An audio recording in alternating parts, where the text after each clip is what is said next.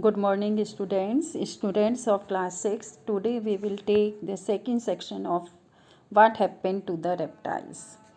Very, very long ago, there were no animals in Pampuvati, only reptiles. Now, in this story, we are telling a story which that an old person is telling the story to Prem so that he could go his village and tell the villagers this story. And now, at that time, there were no animals in Pampuvati, only reptiles. They had a meeting every month. Their leader Makara would chair the meeting. Their leader was Makara, who chaired the meeting every month. Misusing his power, Makara ordered the tortoise and snakes to leave the forest. It happened a long, long time ago. He began so long ago that there were no schools and no teachers. Children lived in caves with their parents and helped them to collect fruit and berries from the forest.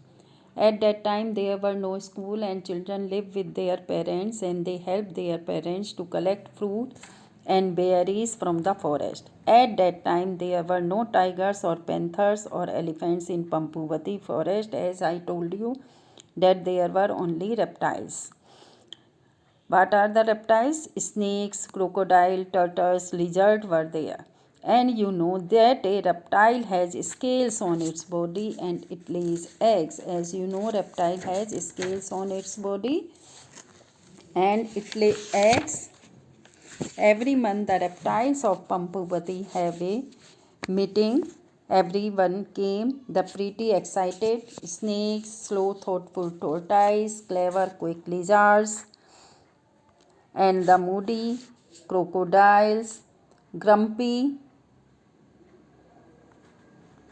moody crocodile, and grumpy.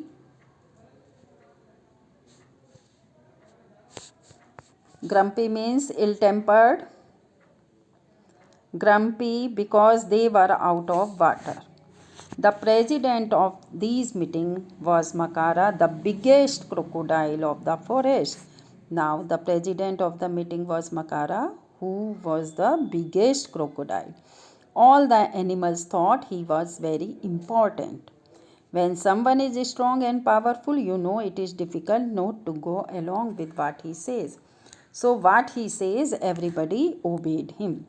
Now, one day, a strange thing happened. It was a week before one of the monthly meeting. Makara sent a letter to the tortoise. Now, when there was the monthly meeting, before a week, Makara sent a letter to the tortoise asking them to underline not to come to the meeting. Ahista, the big old star tortoise with black and yellow pictures on his shell, was very angry. Ahista, who was a very big old star, became very angry. What does this mean? He shouted. How dare they? How courage! But not one of the tortoise had the courage to attend the meeting. They were so frightful that they were unable to attend the meeting. They were so few and the others so many. Before the meeting, the giant Makara polished his teeth with the red flowers of the tree by the river till they sparkled. Everyone was waiting for him at the meeting. Everyone was waiting for him. Brothers and sisters, he began.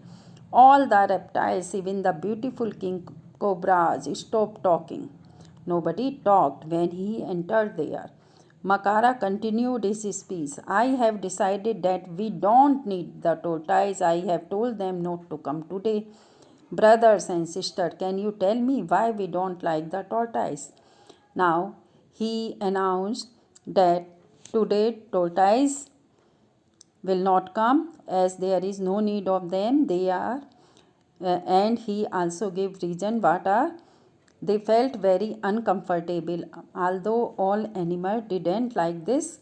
Reptiles, snakes hissed anxiously, lizard wriggled, squirmed their tails, the crocodile opened their jaws, even but said one lizard.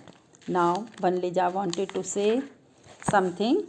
No, but, said Makara. There was silence all over. I think, said a baby crocodile.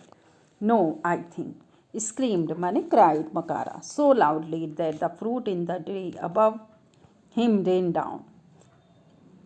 After that, no one had the courage to speak. No one tried to speak. Makara cleared his throat and showed a few more teeth. Well, he said, I will tell you why we don't like the tortoise. They were so slow, so stupid. Now do underline. Now he gives reason that they don't like tortoise because they are slow, stupid, and even carry their houses on their back. Who ever heard of such a stupid thing? Now you lizard, you live in trees, but you don't carry a tree on your back, would you? Small, frightened voices answered together, no, we wouldn't. But now listen.